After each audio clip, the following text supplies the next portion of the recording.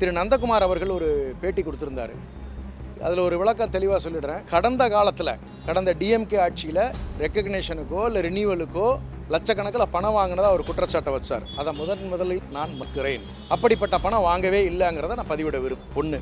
ரெண்டாவது, இந்த நந்தகுமார் அவர்கள் பாஜகவினுடைய கல்வி பிரிவினுடைய தலைவராக இருக்கிறவர், மாநிலத்தினுடைய தலைவர். ஒருவேளை பள்ளிக்கு செல்கிற குழந்தைகள் அனைவருக்குமே ஆண்டுதோறும் அவர்கள் சாதி சான்றிதழை வாங்குவதற்கு மாற்றத்தை உருவாக்குவதற்காக நடவடிக்கை நாங்கள் மேற்கொண்டிருக்கிறோம். ஐடென்டி கார்டு என்று சொல்லப்படுகிற ஒரு அட்டையை வழங்கலாம் என்று நாங்கள் முடிவு செய்திருக்கிறோம்.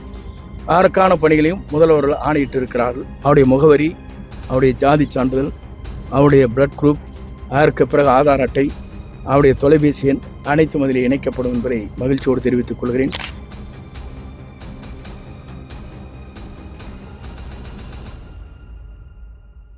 வணக்கம். இது அரசியல் கழகம். இன்று சந்திக்கிற மிக முக்கியமான அரசியல் விமர்சகர் பேராசிரியர் திரு ரபிக்ராஜ் அவர்கள். வணக்கம். வணக்கம். குறிப்பாக கல்வி பின்புலத்தில் நேரிலிருந்து ஒரு பிரச்சனை பேசும் பொருளாக மாறி இருக்கிறது. ஐடி கார்டு போடுவது என்பது எல்லா பள்ளியும் உள்ள நடைமுறை தான். அதில் குறிப்பாக சாதி பெயரோடெல்லாம் சேர்த்து போடப்படுகின்ற ஒரு இது நேற்று செங்கோட்டையன் அறிவிச்சிருக்கிறார். இது ஒரு பெரிய பேசும் பொருளாக, கிட்டத்தட்ட அந்த புதிய கல்விக் கொள்கையில் உள்ள ஒரு சாரத்தை தான் இவர் நடைமுறைப்படுத்துகிறார் என்ற குற்றச்சாட்டு பெரும்பாலும் எழுந்துவிட்டது. இதற்கிடையே பார்த்துருப்பீங்க, விஜய் அவர்கள் கூட சிஎம் கூட ஒன்றிய அரசு என்ற அந்த பதத்தை மாற்றி இந்திய அரசு என்று அழைப்பு என்று முடிவு செய்திருக்கிறார்கள். மாற்றத்தான் சாதாரண நடைமுறை எடுத்துக்கொள்வதா, அல்லது இதுக்கு பின்புலமாக வேறு அரசியல் சித்தாந்தம் உட்புகுந்து விட்டது என்று எடுத்துக்கொள்ளலாமா? கண்டிப்பாக ஒரு சாதாரணமான ஒரு வளமையான நடைமுறைன்னு எடுத்துக்க முடியாது. ஏன்னா இது இவங்களுக்கு மட்டும் இல்லை, இருக்கிற எல்லா சாமானிய மனுஷனுக்கும் பொருந்தும். சோழியன் குடும்பி சும்மா ஆடாதுன்னு ஒரு பழமொழி சொல்லுவாங்க. இன்னும் பச்சையாக சொல்லப்போனால் கிராமங்களில் என்னடா இந்த எலி அவனத்தோட போகுது அப்படின்னு கேட்பாங்க. அந்த மாதிரி ஒரு அரசியல் கட்சி தொடங்கி 2 வருடங்களில் ஆட்சியை பிடிச்ச ஒரு கட்சி ஏதோ ஒன்றும் தெரியாமல் பண்ணுறாங்க, சாதாரண நடைமுறை அப்படின்னு முதல்ல நம்ம இதை பார்க்க முடியாது. ஒருவேளை அவங்களே இந்த ஸ்டேட்மெண்ட் அப்படி ஒப்புதலாக கொடுத்தா கூட, தெரியாமல் பண்ணிட்டோன்னு சொன்னால் கூட நம்புறதுக்கு நாம் முதல்ல தயாராக இருக்கக்கூடாது, கடுமையாக எதிர்க்கணும். அந்த வகையில் இந்த தாவேக அரசு பண்ணக்கூடிய எந்த ஒரு செயல்பாடும் அவங்களுக்கு தெரியாமல் அவங்க செய்யலை. ஒருவேளை அந்த விஷயம் சரியாக தப்பான்றதை பொதுமக்கள் பார்வையிலிருந்து விடுறது வேற, ஆனால் அவங்களுக்கு அதில் ஒரு நோக்கம் இருக்கும், அவங்களுக்கு அதில் ஒரு திட்டம் இருக்குது அப்படிங்கிறதுல நமக்கு எந்த மாற்று கருத்தும் இல்லை. இப்போ எனக்கு 2 கேள்வி என்ன வருதுன்னா, முதல் கேள்வி, இது என்ன வகையான ஐடென்டி கார்டு? ஒரு ஐடி கார்டுன்னு நீங்கள் மொட்டையாக ஒன்று சொல்கிறீங்க. அந்த ஐடி கார்டுனா ஜென்ரலாக முதல்ல அரசு பள்ளிகளில் பெரும்பாலும் ஐடென்டி கார்டு அப்படிங்கிற ஒரு வழமை பெருசாக கிடையாது. தனியார் பள்ளிக்கூடங்களில் மட்டும்தான் ஒரு ஐடென்டி கார்டுன்ற பேரில், என்னை பொறுத்தவரை அது ஒரு 100 ரூபாய்க்காக அதை செய்யக்கூடிய ஒரு சமாச்சாரம். மற்றபடி அவங்களுக்கு எம்இஸ் ரெக்கார்டு ஆல்ரெடி இருக்குது எல்லா ஸ்டூடெண்ட்ஸ்க்கும். மாணவர்களை பற்றின எல்லா குறிப்புகளும் ஒரு ஆசிரியர் மெயின்டைன் பண்ணுவார், அது வேற.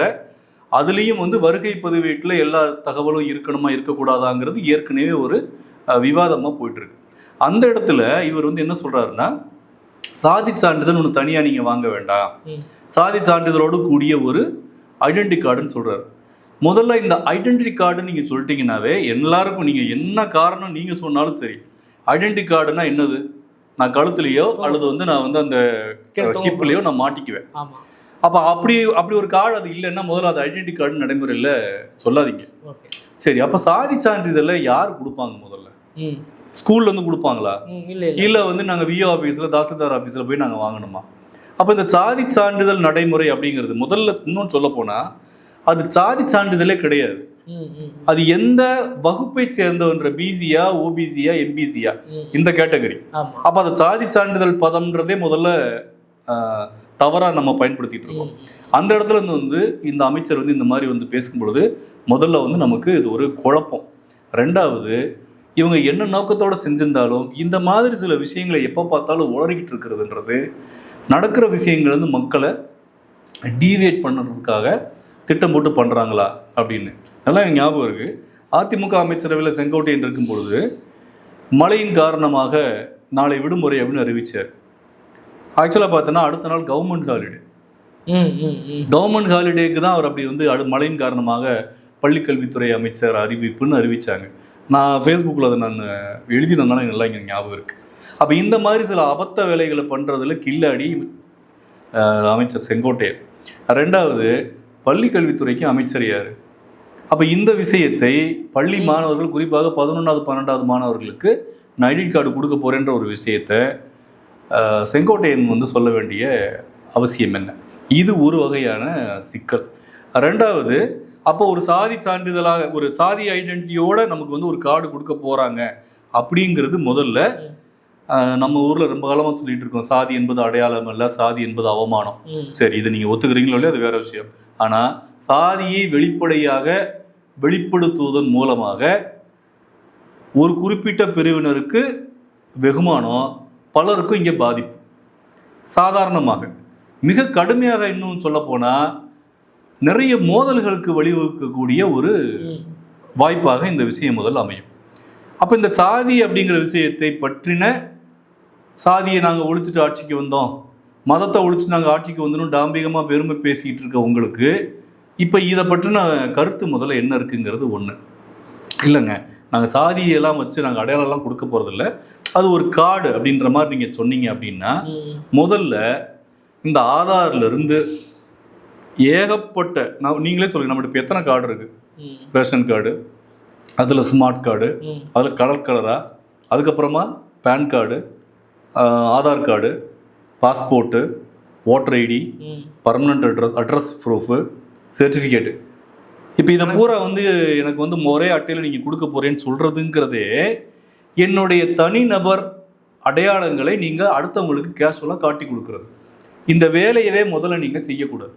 அதில் இங்கே தனிநபர் உரிமை, தனிநபர் தகவல்கள் அப்படிங்கிறது ஒருத்தருடைய உரிமை சம்பந்தப்பட்ட விவகாரம் இந்த தகவல்கள். அப்போ இந்த தகவல்களை அரசாங்கத்துக்கு முறையான சட்டம் கிடையாது இந்த தனிநபர் தகவல்களை பாதுகாக்கிறதுக்கு. நமக்கே அடிக்கடி வரும், ஃபேஸ்புக்கில் உங்களோட தகவலாக எடுத்தவங்க என்னமோ பண்ணுறாங்க, ஐபால் கான்டாக்ட் வச்சு ஏதோ பண்ணுறாங்க. அப்போ இதுக்கெல்லாம் நமக்கு விரிவான விளக்கமோ இல்லை சரியான ஒரு ஒரு பொறுப்பான ஒரு பதிலோ இங்கே ஆளுன்ற வர்க்கத்திலிருந்து நம்மகிட்ட எப்பயுமே கிடையாது. அந்த இடத்துல இருந்து இப்போ மாணவர்களுக்கு நீங்களே சொல்லுங்கள், 11 12க்குன்னு சொல்கிறீங்க, நீ 1வது 2வது சேர்க்கும் பொழுதே அவருக்கு சாதி சான்றிதழ்லாம் நாங்கள் வாங்கிட்டோம், அது நடைமுறை, சரிங்களா? 10வது எக்ஸாம் கண்டிப்பாக நாங்கள் 11 போகும்பொழுது கூட உங்களுக்கு நான் வந்து கம்யூனிட்டி சர்டிஃபிகேட் நான் ப்ரொடியூஸ் பண்ணுறேன், அல்லது குறைந்தபட்சம் கல்லூரிக்கு போகும்போது தேவை ஏதோ ஒன்று. எனக்கு ஏன் 11 12க்கு நீங்கள் குறிப்பாக இப்போ சாதி சான்றிதழை கொண்டு வந்து கொடுக்குறீங்க? நீங்கள் ஏற்கனவே அப்போ என்னென்னா, இது என்னுடைய மாணவர்களுடைய டேட்டாஸை பூரா நீங்கள் ஒருங்கமைக்கிறது விஷயமா தான் நான் பார்க்குறேன். என்ன சொன்னீங்க, பிளட் குரூப்பை எழுதுறது மூலமாக டொனேட் பண்ணலாம், இது எல்லாமே நான் ரொம்ப அதீதமாக பார்ப்பேன். நீங்களே சொல்லுங்க, நான் வந்து ஓ பாசிட்டிவ் நான் போட்டிருந்தேன்னா என்னை செக்கே பண்ணாமல் அப்படியே தூக்கி கொண்டே வச்சு பிளட் ஏற்றி விட்டுருவீங்களா? முடியாது. அப்போ யார் பிளட் கொடுக்க வந்தால் கூட அவங்களுக்கு நீங்கள் டெஸ்ட் பண்ணி தான் நீங்கள் பண்ண போகிறீங்க. அப்படி இருக்கும் பொழுது இந்த மாதிரியான இந்த கவர்ச்சிகரமான விஷயங்களை நாங்கள் ஏற்கனவே வந்து எதிர்க்கிறோம். அப்போ என்னை பற்றின தகவல் அப்படிங்கிறது என்னுடைய பேருங்க, ஒரு பள்ளிக்கூடத்தில் என்னுடைய பேர், என்னுடைய ஊர், நான் வந்து எந்த பகுதியிலேருந்து நான் வர்றேன் அப்படின்னு தெரிஞ்சால் மட்டுமே போதும் ஒரு பள்ளிக்கூடத்துக்கு. எக்ஸாம் எழுத போகிறவங்களுக்கு இந்த மாவட்டத்தை சேர்ந்த, இந்த பள்ளிக்கூடத்தை சேர்ந்த ஒரு பையன் தெரிஞ்சால் போதும். இதுக்கு மேலே என்னோட ஐடென்டிட்டியை நீங்கள் தகவல்களை கூட்டி என்ன பண்ண போகிறீங்க? அப்போ இப்படி நீங்கள் போயிட்டே இருந்தீங்கன்னா இன்னும் ஒரு 10 வருஷம் கழிச்சு ஒவ்வொருத்தர் நெத்திலையும் நம்பரை பச்சை குத்தி விடுவீங்களா? இதுதான் உங்களுடைய அடையாள நம்பர், போயிட்டு போகணும். ஏற்கனவே என்ன சொல்கிறீங்க, கொண்டு வர நோக்கம் என்னன்னு புரிஞ்சுக்கிறது. கண்டிப்பாக அதாவது தனிநபர் தகவல்களை திருடுறது தான் இது. நான் பயப்படுறதுங்கிறது அதை திருடுற சொல்லல, தனிநபர் தகவல்களை பகிரங்கப்படுத்துதல் இது முதல்ல உரிமைக்கு எதிரானவே. கயிறு கட்டுவது எல்லாம் ஐடி கார்டு எஸ்சியா பிசியா அப்படின்னு ஈஸியா எல்லோரும் ஏதோ ஒரு வகையில் வந்து ஒரு ஒரு உள்பகையை வளர்க்கும், ப்ளஸ் ஒரு முகஞ்சொலிக்க வேண்டி வரும். சாதி முதல்ல சும்மாவே வருவது, சர்டிஃபிகேட்டில் மட்டும்தான் சாதி பேரை குறிப்பிடுறது, இடஒதுக்கீட்டுக்காக குறிப்பிடுங்கிறது நான் நடைமுறை. அது ரொம்ப அவசியங்களில் யாருக்கும் மாற்றுக்கிறது கிடையாது. சில பேர் சாதி சான்றிதழ் கிழிச்சு போட்டாலே சாதி ஒழிங்கிற மனநிலையில் இருக்கிற காலகட்டத்தில் அப்பட்டமாக ஐடி கார்டில் அதை எழுதும்போது அதோட விளைவில் என்னவாக இருக்கும்? இதை கொண்டு வரக்கூட மிக முக்கியமான அரசியல் நோக்கம் என்னென்னு புரிஞ்சு நான் முதலே சொல்லிட்டேன். இது வந்து என்னென்னா, இது கடுமையான மோதலுக்கு வழிவகுக்கும். எளிய மனிதர்கள், சின்ன சின்ன குழந்தைங்க, ஆமாம், சின்ன சின்ன குழந்தைங்க மத்தியில் இப்போ ஏற்கனவே வந்து நான் ரொம்ப 25-26 வருஷத்துக்கு மேலே நான் வந்து டீச்சிங் ஃபீல்டில் இருக்கேன். ஒரு காலத்துல எல்லாம் வந்து ஹையர் செகண்டரி போகும்போது வரைக்கும் கூட தன் சாதியை பற்றி ஒரு பெரிய பிடிமானம் இல்லாமல் மாணவர்கள் இருந்தாங்க. இப்போ அப்படி இல்லைங்க. நீங்கள் சின்ன குழந்தைங்களே தன் சொந்த சாதியை சேர்ந்த விழாக்களுக்கு போகிறாங்க, அந்த சாதிய தலைவர்களை கொண்டாடுறாங்க, கையில் கயிறு கட்டு வராங்க. இது ஒரு பக்கம் நடக்குது. இப்போ நீங்கள் கயிறுக்கு 1000 கலர் கொடுத்தா கூட பர்டிகுலர் சாதியினர் வந்து ஒரு குறிப்பான கலர்ல கயிறு ஆமா. அணிறாங்கிறது இங்க வெளிப்பட. இதுல தென் மாவட்டங்கள்ல கடந்த 3-4 வருடங்களாக இன்னும் கொஞ்சம் கூட குறையல சாதி ரீதியான விரோத போக்குங்கிறது மாணவர்கள் மத்தியில் இருக்கு. அப்படி இருக்கும்போது நீங்க கொண்டு வர்ற இந்த அடையாளம் அப்படிங்கிறது நீங்க சொல்ற மாதிரி ஒரு பெரும் சிக்கலுக்கு வழிவகுக்கும். நான் என்ன சொல்றேன்னா, நாங்க ஒன்றும் அப்படி ஒன்றும் கழுத்துல தொங்க விடலைன்னு சொல்லிட்டாலும் பிரச்சனை. நீங்க தொங்க விட்டா இந்த பஞ்சாயத்து எல்லாம் இது வந்து வெளிப்படையா தெரிஞ்சிடும். எனக்கு தெரிஞ்சு சொல்றேன், ஒரு வேளை நாங்க இந்த டவுட் எனக்கு வருது என்னன்னா, கழுத்துல தொங்க விட தானே சாதி மோதல் வரும். அப்ப நான் கழுத்துல தொங்க விடல, நாங்க ஒரு கார்டு கொடுக்க போறோம், அதை நீங்க வீட்டுல வச்சுக்க போறீங்கன்னு சொல்லியாச்சுன்னா அப்ப நம்ம இந்த பிரச்சனை காலி ஆயிடும். நாங்க என்ன சொல்றோம்னா, இல்ல கழுத்துல தொங்க விட்டா நேரடி மோதல், மாணவர் மத்தியில் சாதி ரீதியான பிளவு வருவதற்கு, பாகுபாடு வருவதற்கு, பாகுபாடு உச்சம் பெறுவதற்கு வாய்ப்பு இருக்கு. இல்லைனாலும் எதுக்கு நீ ஒரே அட்டையில எல்லாத்தையும் கொடுக்குற? அதுவும் தனிநபர் உரிமைகளுக்கு எதிரானது, தனிநபர் தகவல். ஏன்னா என்கிட்ட ஒரு காப்பி நீ கொடுக்குறனாவே உங்ககிட்ட ஒன்று இருக்குன்னு தான் அர்த்தம். அப்ப ஏற்கனவே சமூகத்தில் இருக்கிற பள்ளி ஆசிரியர்கள்ட்டையும் சாதிய மனோபாவம் இங்க அதிகமா இருக்கு. அப்ப நீங்க ஓயாம இந்த மாதிரியான கார்டெலாம் நீங்க எடுத்துட்டு பார்த்தீங்கன்னா இது திரும்ப திரும்ப ஒருத்தரோட ஐடென்டிட்டியை பலப்படுத்தும். அது வெளிப்படையா எங்கள் மத்தியில மக்களா நாங்களா முட்டி மோதிக்கிறது. இந்த ஒட்டுமொத்த தகவல்களை நீங்க வாங்கி என்ன பண்ண போறீங்கன்றது ஒரு பெரிய டவுட். ஆக மொத்தம் இந்த விஷயத்தை அடியோட முதல்ல கைவிடணும். ஏற்கனவே இருக்கிற சாதி சான்றிதழ் எங்களுக்கு போதும், ஏற்கனவே இருக்கக்கூடிய ஆவணங்கள் போதுமான அளவுக்கு இருக்கு. முடிஞ்சா என்ன பண்ணுங்க, அரசு பள்ளிகளில் வளாகத்தை மேம்படுத்துங்க, அரசு ஆசிரியர்களை நிறைய நியமிங்க, அரசு பள்ளிகளை நியமிங்க. அதை விட்டுட்டு இந்த மாதிரியான குட்டி குட்டி விஷயங்களை நான் என்ன நினைக்கிறேன்னா, முதலே சொன்ன மாதிரி தான் எனக்கு என்னமோ இந்த தாவேக அரசாங்கம் வந்ததிலிருந்தே இந்த குறிப்பான ஒரு 4-5 அமைச்சர்கள், செங்கோட்டையன், ராஜ்மோகன் அவர்கள், கீர்த்தனா, இந்து அறநிலையத்துறை அமைச்சர், இவங்கெல்லாம் வந்து அப்படியே முகநூல்ல அல்லது சமூக வலைதளங்கள்ல எந்த நேரம் வந்துட்டே இருக்கிறாங்க. இவங்க வந்து இந்த அரசோடைய திறனின்மையை, இந்த அரசோட திட்டமின்மையை இவர்களுடைய பேச்சின் மூலமாக திசை திருப்ப முயற்சிக்கிறாங்களோங்கிறத எனக்கு டவுட் வந்து நிறைய இருக்குது. அது ரொம்ப காலத்துக்கு வந்து அவங்க இதை பண்ணிட்டே இருக்க முடியாது, சீக்கிரத்தில் அம்பலப்பட்டுருவாங்க அப்படிங்கிறத நான் பார்க்குறேன். இந்த விஷயத்தை கூட ராஜ்மோகன் முறையை அறிவிக்கும். ஆமா, ஆனா வந்து செங்கோட்டையன் அறிவிக்கிறார். ஆமா, அப்ப இந்த புதிய கல்விக் கொள்கையை தான் நடனப்படுத்தான்றதுக்கான கோடிட்டு அது எப்படி இல்லை? புதிய கல்விக் கொள்கை வந்து மிக கடுமையான ஒரு மாநில அரசுடைய கொள்கை ரீதியாக எதிர்க்க வேண்டிய ஒரு விஷயம். கடந்த திமுக அரசாங்கமே சில விஷயங்கள்ல புதிய கல்விக் கொள்கை அம்சங்களை ஃபாலோ பண்ணாங்க. திமுகவே ஃபாலோ பண்ணுச்சுன்னா தாவேக ஃபாலோ பண்ணாமல் இருக்கவே முடியாது. ஆனால் தமிழ்நாட்டில் நான் பாசிட்டிவாக சொல்லலை, இவங்க இன்னும் டபுளாக பண்ணுவாங்கன்னு சொல்ல வரேன் நான். அப்போது புதிய கல்விக் கொள்கை அப்படிங்கிறத வெளிப்படையாக நீங்கள் வந்து ஏற்றுக்கிட்டீங்கன்னு நீங்கள் அறிவிச்சிங்க அப்படின்னா இங்கே ஒரு சாரத்தை வந்து மிக கடுமையான எதிர்ப்பு உங்களுக்கு வரும். அப்படிங்கிறத மனசில் வச்சுக்கிட்டு மைல்டாக என்னென்ன பண்ண முடியுமோ எல்லாம் பண்ணுறது. இப்போ சொல்லியிருக்கிறாங்க, பிஎம் ஸ்ரீயை நாங்கள் வந்து அமல்படுத்த மாட்டோம் அப்படின்னு சொல்லியிருக்கிறாங்க. ஆனால் நடைமுறையில் தான் அது தெரிய வரும். ஏன்னா இந்த அரசுடைய வாய்மொழி உத்தரவாதங்கள்லாம் வந்து எப்போ வேணாலும் மாறக்கூடும். என்ன கேட்டால் புதிய கல்விக் கொள்கை ஆபத்து இன்னும் தமிழகத்தை விட்டு நீங்கலை. அதை எதிர்ப்பதற்கு உறுதியான ஒரு கோட்பாட்டு நிலையில் இருக்கக்கூடிய ஒரு அரசாங்கம் வேணும்.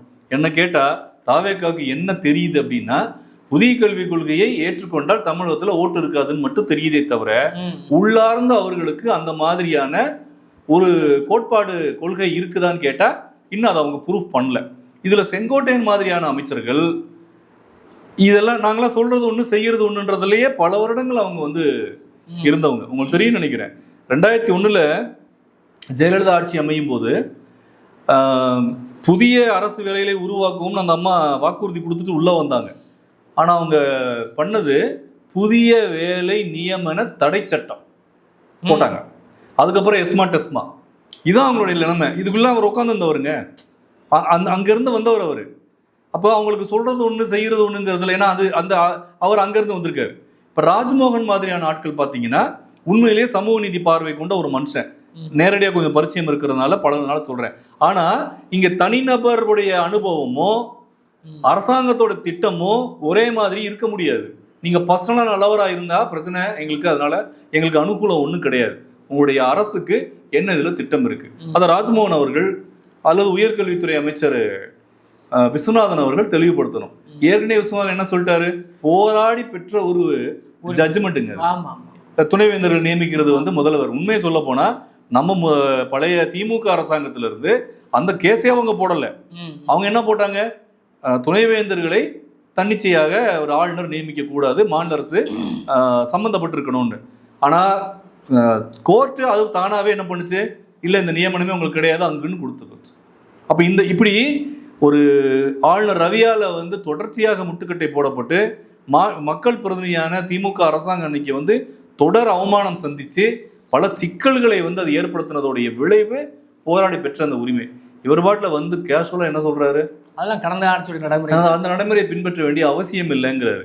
இப்ப நமக்கு ஏற்கனவே காங்கிரஸை பத்தி ஒரு பெரிய மதிப்பீடு இருக்கு. இவன் என்ன வேஷம் போட்டு வந்தாலும் அது ரத்த வெறி பிடிச்ச புலி தான். அப்போ அதுக்கு ஏத்தாப்புல இப்ப இவங்க இப்ப தாவேக அரசாங்கத்தை நீங்க சேர்ந்ததுக்கு அப்புறம் உங்களுடைய கலர் மாறிடுமான்னு கேட்டா மாறாது. அப்போ உயர்கல்வித்துறை அமைச்சர் அதை சொல்லும் போது முதல்வர்கிட்ட இருந்தோ இல்ல முன்னணி இருக்கக்கூடிய அமைச்சர்கிட்ட யாருக்கிட்ட இருந்தும் ஒரு பதில் இல்லை.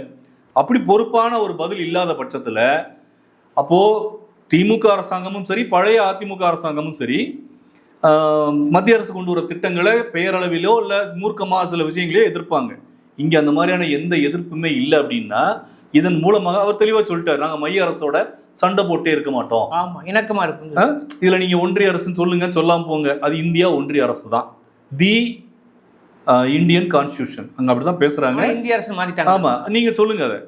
இந்தியாவில் இருக்கக்கூடிய இந்திய ஒருமைப்பாட்டை வேண்டி விரும்புறவங்க எல்லாரும் ஒன்றிய அரசுன்னு சொல்லுவாங்க. ஒன்றும் அதுல குற்றம்லாம் கிடையாது. அப்போ அதை சொல்லுவதற்கு கூட இவர்கள் தயாராக இல்லை. அப்படின்னு சொல்லும்போது எங்களுக்கு பிரதான எதிரி திமுக தான், எங்களுக்கு பிரதான எதிரி பாஜகவோ இல்லை மத்தியில் இருந்த காங்கிரஸோ கிடையாதுன்னு நீங்க அறிவிக்கிறீங்க. அதோட அர்த்தம் என்னன்னு கேட்டீங்கன்னா, மைய அரசு கொண்டு வரக்கூடிய ஒன்றிய அரசு கொண்டு வரக்கூடிய பல திட்டங்களை நாங்க அமல்படுத்த போறோன்றதுக்கான வெளிப்பாடு தான் அது. அதை என்னன்னா, அது என்ன சொல்லுவாங்கன்னா, பூனைக்கும் காவல் மீனுக்கும் தோழன், இது ரெண்டு வாய்ப்பே கிடையாது. அப்ப நான் எங்களோட அனுபவத்திலிருந்து நாங்கள் என்ன சொல்லுவோம்னா, தமிழ்நாட்டில் வரக்கூடிய ஒரு அரசாங்கம், அது எந்த அரசாங்கமா இருந்தாலும் சரி, மைய அரசோட மிக கடும்போக்கான ஒரு கொள்கை முரண்பாட்டோட இல்லைன்னா அந்த கட்சி இங்கே எடுபடாது. அந்த ஒரு நிலை தாவேகாவுக்கும் பொருந்தும். இன்னைக்கு அவங்க ஆட்சி இப்போ 2 மாசம் ஆக போது, எந்த பிரச்சனையும் இல்லாமல் இருக்க அவங்க பாட்டில் இருந்துக்கலாம்னு அவங்க நினைக்கலாம். ஆனால் அடுத்து உள்ளாட்சி தேர்தல் இருக்கு, அடுத்த நாடாளுமன்ற தேர்தலுக்கு மக்கள் உங்களுக்கு கண்டிப்பாக ஒரு விஷயத்த சொல்லாமல் சொல்லுவாங்க. என்னன்னா, மத்திய அரசாங்கம் நம்ம சொல்றோம்ல, மக்களுக்கு ஏதோ சலுகைனா வாங்கிப்பாங்க, நலன்னா இல்லை. மத்திய அரசாங்கத்தோட திட்டங்கள் என்பவை பெரும்பாலும் தமிழக விரோத திட்டங்கள் தான். அவங்க கொண்டு வரது மாநில உரிமைக்கு எதிரான திட்டங்கள் தான். அதை தெரிஞ்சவங்க தான் தமிழ்நாட்டில் அதிகம். அப்ப என்னன்னா, மத்திய அரசோட இணக்க போக்கு அப்படிங்கிறதே மத்திய அரசோட கொள்கை முரண்பாடு உங்களுக்கு இல்லைன்றத சொல்லாம சொல்றீங்க. மத்திய அரசோட பல திட்டங்கள் நாங்கள் அமல்படுத்த போறோம்னு சொல்றீங்க. உண்மையில என்னன்னா, ஒரு 5 வருடங்கள் திமுக ஆட்சியில பல விஷயங்கள்ல மத்திய அரசை எதிர்த்து தமிழக நலனுக்காக அவங்க நின்னாங்க. அதுல குறை இருக்கலாம், சின்ன சின்ன முரண்பாடு இருக்கலாம், போதாமே இருக்கலாம். ஆனா அவங்க கோட்பாட்டாலும் நின்னாங்கன்றது நமக்கு எந்த சந்தேகமும் கிடையாது. ஆனால் இவங்க கிட்ட கோட்பாடு என்னன்னே நமக்கு தெரியாதனால இப்ப மேகதாதுக்கு என்ன சிக்கல்? மேகதாது எவ்வளவு பெரிய பிரச்சனை? மேகதாதுல மட்டும் அணை கட்டியாச்சுன்னா கண்டிப்பா காவிரி டெல்டா வறண்ட பூமி தான். காவிரி என்பது காணல் தான் நமக்கு. புனல்காடு என்பது மணல் காடு அனல் காடா மாறி போயிடும். அப்ப இவங்க என்ன பண்ண போறாங்க? சட்டசபையில சொல்றாங்க நாங்க செய்ய மாட்டோம்னு. என்ன திட்டம் வச்சிருக்கீங்க? என்ன திட்டம் வச்சிருக்கீங்க? அப்போ இந்த விஷயத்தை பற்றின அப்ப என்னன்னா, கல்விங்கிறதுங்க இன்னும் சொல்ல போனா புதிய கல்விக் கொள்கை என்பதே கார்ப்பரேட் நலனுக்காக உருவாக்கப்பட்ட ஒரு கொள்கை தான்.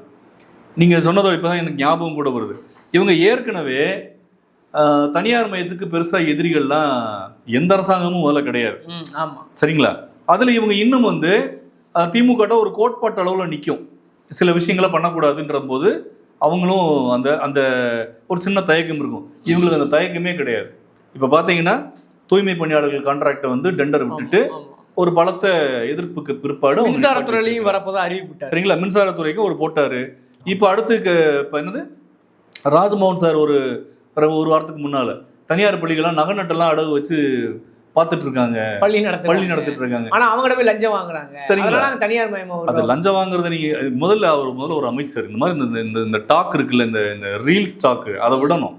ஏன்னா லஞ்சம் வாங்குறது இதுல என்ன ஆச்சரியம்னா, லஞ்ச புகார் குற்றச்சாட்டு முன்வைக்கிறவங்களும் கடந்த ஆட்சியில் வந்து திமுக லஞ்சம் வாங்கின பள்ளியார் நிறுவன தலைவராக சொல்லக்கூடிய அவங்களுக்கு தலைவர் இன்னைக்கு ஒரு நம்பளமா இருக்கு. எங்களுக்கு அவர் சம்பந்தமே கிடையாது, அவர் சொல்லிட்டு பொய்ன்னு சொல்லி அவர் யாருன்னு பார்த்தா பிஜேபியில் இருந்தவராக இருக்காரு. பிஜேபி இருந்துட்டாரு. இன்னைக்கு பார்த்தீங்கன்னா நேற்று பார்த்தீங்கன்னா சிறுவர் வேம்புலு தெரிஞ்சு யாருன்னு தெரியும். அவரோட பள்ளிகளுடைய போக்கு இந்துத்துவ போக்குன்னு தெரியும். அவரும் சொல்றாரு லஞ்சம், ஆனால் அவருக்கு வந்து பர்மிஷன் கொடுக்க வேண்டியதே ஒன்றிய அரசு தான். ஆனால் இப்போ இவர்களெல்லாம் ஆதரவாக தினமலர் போன்ற பத்திரிகைகள் ஆதரவாக வருவதை, அதே தனியார் மையத்தை நோக்கி போவதை, அப்போ இது கிட்டத்தட்ட ஒரு புதிய கல்விக் கொள்கையை நோக்கி எல்லாமே போகிற மாதிரி இருக்குது. இன்னொன்று இவங்க எல்லாம் ஆதரிக்கிறாங்க இல்லையா, குறிப்பாக இந்துத்துவ முகமுடைய எல்லோரும் ஆதரிக்கிறதே புரிஞ்சுது. கண்டிப்பாக. அதாவது என்னென்னா, இந்துத்துவம் நான் சொல்கிறத விட காரியக்காரர்கள்னு சில பேர் இருப்பாங்கங்க. அவங்களுக்கு எந்த அரசாங்கம் வந்தாலும் அவங்களுக்கு வந்து பெனிஃபிட் போயிட்டே இருக்கும்.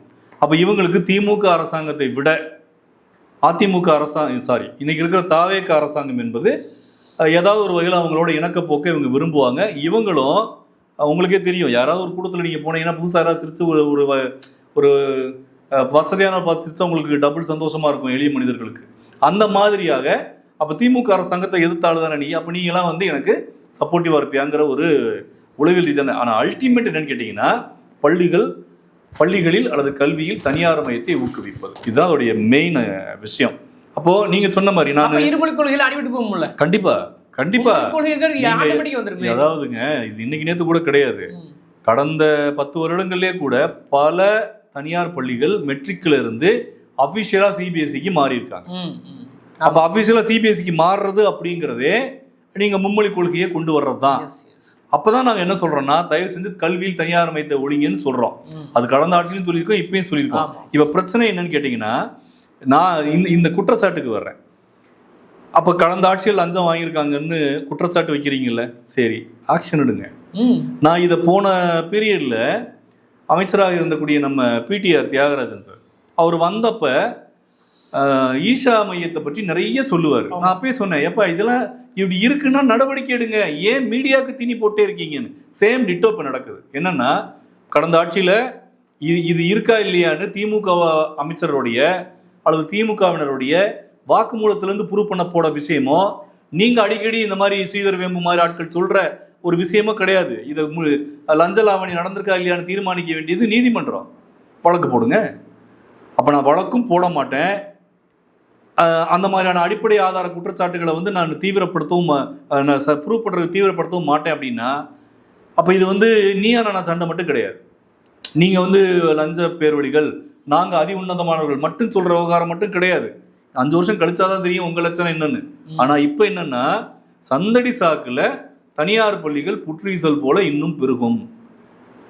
அப்போ நீங்கள் அதோடைய லஞ்சம் வாங்கலை நடைமுறையை எளிமைப்படுத்தி விட்டீங்கன்னா, மூல முடுக்கில் எல்லாம் ஏற்கனவே தனியார் பள்ளிக்கூடங்கள் தான் இருக்குது, இனியும் தனியார் பள்ளிக்கூடங்கள் வரும். அந்த தனியார் பள்ளிக்கூடங்களும் சிபிஎஸ்சி பள்ளிக்கூடங்களாக வந்ததுன்னா, நம்ம பேசுகிற தாய்மொழி கல்வி வழி கொள்கை, மும்மொழி இருமொழி இங்கே எதுவுமே இருக்காது. பேரளவில் இடஒதுக்கீட்டை உக்கச்சிக்கிட்டு இங்கே வேலை வாய்ப்பே இல்லாத மாதிரி இதெல்லாம் இருக்கும். இருமொழி கொள்கைன்னு எங்களுடைய தாரக மந்திரமா சொல்கிறோம்ல, எங்களுடைய கொள்கை தலைவர் பெரியார். என்னது, பெரியாருடைய கடவுள் மறுப்பை நாங்கள் வந்து ஏற்றுக்கல, ஆனால் பெரியார் எங்களுடைய கொள்கை தலைவர். இந்த மாதிரியான நிலைப்பாடு. எங்கள் கொள்கை இருமொழி கொள்கை தாங்க. ஆனால் தனியார் பள்ளிகளை மும்மொழி கொள்கை வச்சா நான் என்ன பண்ணுறேன்னு சொல்கிறதுக்கு நீங்கள் ஒரு நாட்டோடைய தலைவராக இருக்க வேண்டிய அவசியம் இல்லையே. ஒரு மாநிலத்தை நிர்வகிக்கக்கூடிய அதிகாரம் பெற்ற நீங்கள் என்ன செய்யணும்? மும்மொழி கொள்கை எந்தெந்த வாய்ப்பில் உள்ள நுழையுதோ அங்கே பூரா நீங்கள் பிளாக் பண்ணணும். அப்போ ஏற்கனவே ஒரு பக்கம் அரசு பள்ளிகளில் ஆசிரியர் நியமனம் இல்லை, தற்காலிக ஆசிரியர்கள் பணி நியமனம் செய்யப்பட்டு சுரண்டப்படுகிறார்கள். பல பள்ளிக்கூடங்களில் ஓராசிரியர் பள்ளி, அந்த பள்ளி இந்த பள்ளி வச்சுருக்கீங்க. கடந்த திமுக அரசு முயற்சி பண்ணி சில பள்ளிக்கூடங்களில் மாணவர் எண்ணிக்கை கூட்டு சென்ற தகவலாம், அதெல்லாம் நிஜமாக பொய்யா வெரிஃபை பண்ணுங்கள். உண்மையாக இருந்தால் அதை பின்பற்றி நீங்கள் இன்னும் அதிகமாக பண்ணுங்கள். அது பொய்னா கூட அவங்க மேலே வழக்கம் போல் பழியை போட்டுட்டு நீங்கள் பாட்டில் அடுத்து அரசு பள்ளிகளை கூட்டணும். நீங்கள் இதை ரெண்டுமே செய்யாமல் தனியார் பள்ளிகளை ஊக்குவிக்கிறது அப்படிங்கிறது கண்டிப்பாக வெறும் படிப்பு சம்மந்தப்பட்ட விவகாரம் மட்டும் கிடையாது. அது ஒரு மாநில உரிமையை காவு வாங்குவது. நம்ம என்ன சொல்லிட்டு இருக்கோம், இவர் இதில் விஜய் என்ன சொல்கிறாரு, கல்வியை மாநில பட்டியலுக்கு எப்படி கொண்டு வருவீங்க? சொன்னால் போதுமா? அதுக்கு என்ன திட்டம் வச்சுருக்கீங்க? குறைஞ்சபட்சம் இந்த காங்கிரஸோட பணி சேர்ந்திருக்கீங்கல்ல, அதன் விளைவாக தான் நீட்டை இன்னைக்கு அனுபவிக்கிறோம். அதான் சொல்றேன். இப்போ நீங்க காங்கிரஸ் வச்சிருக்கீங்கல்ல, இப்போ காங்கிரஸோட சேர்ந்தாவது காங்கிரஸ் இந்திரா பீரியட்ல தான் வந்து யூனியன் லிஸ்ட்ல இருந்து கன்கரண்ட் லிஸ்ட்டுக்கு, ஸ்டேட் லிஸ்ட்ல இருந்து கன்கரண்ட் லிஸ்ட்டுக்கு அது போகுது. திருப்பி மாநில பட்டியல் கொண்டு வருவதற்கான ஒரு முயற்சிகளை உள்ளார்ந்து நீங்க எடுக்க போறீங்கன்னா, இங்க குறைஞ்சபட்சம் இந்நேரம் நீங்க 10 அரசு பள்ளிகளை திறந்திருக்கணுமே. புதுசா நீங்க திறக்க போற பள்ளிக்கு யார் ரிப்பன் கட்டுறான்றதுதான் உங்க சண்டையா இருக்கே தவிர, புதுசா பள்ளிகளை திறக்க போறோமா இல்லையாங்கிறது தெரியல. ஆக மொத்தம் இந்த தாவேக அரசாங்கம் என்பது மின்சாரத்துறையில தனியார் மயம், தூய்மை பணியாளர்கள்ல தனியார் மயம், இங்க இன்டைரக்டா பாத்தீங்கன்னா அதுலயும் தனியார் மயம், இப்போ இன்டைரக்டா இந்த பள்ளிக்கூடங்கள் விவகாரத்திலையும் தனியார் பள்ளியை ஊக்குவிக்கும் போது இது முழுக்க முழுக்க தனியார் மயத்துக்காக நீங்க அரசமைச்சிருக்கீங்களோ அப்படிங்கிற ஒரு டவுட். எங்களால என்ன புரிஞ்சுக்க முடியும்னா, அமைகின்ற எந்த அரசாங்கமும் தனியார் மயத்துக்கு தப்ப முடியாதுங்கிறது எங்களுக்கு தெரியும். ஆனா அது ஏன் இவ்வளவு வேகமா, இவ்வளவு பகிரங்கமா, இவ்வளவு சகஜமான ஒன்னா நீங்க மாத்துறீங்கிறதா எங்களுக்கு கவலை. அப்போ மாற்றம் வேண்டி மக்கள் உங்களுக்கு வாக்களித்திருக்கிறார்கள், நீங்க என்ன பண்ண போறீங்க அப்படிங்கிறதா எனக்கு முன்னாடி இருக்கக்கூடிய கேள்வி. ஓகே, கடுமையான விமர்சனத்தை வைத்திருக்கிறீர்கள், அப்படியே மக்கள் மறுக்கி விட்டுவிடுங்க. இந்த விவாத சூழல் அறக்களத்துக்கு நேரம் ஒதுக்க முடியும்.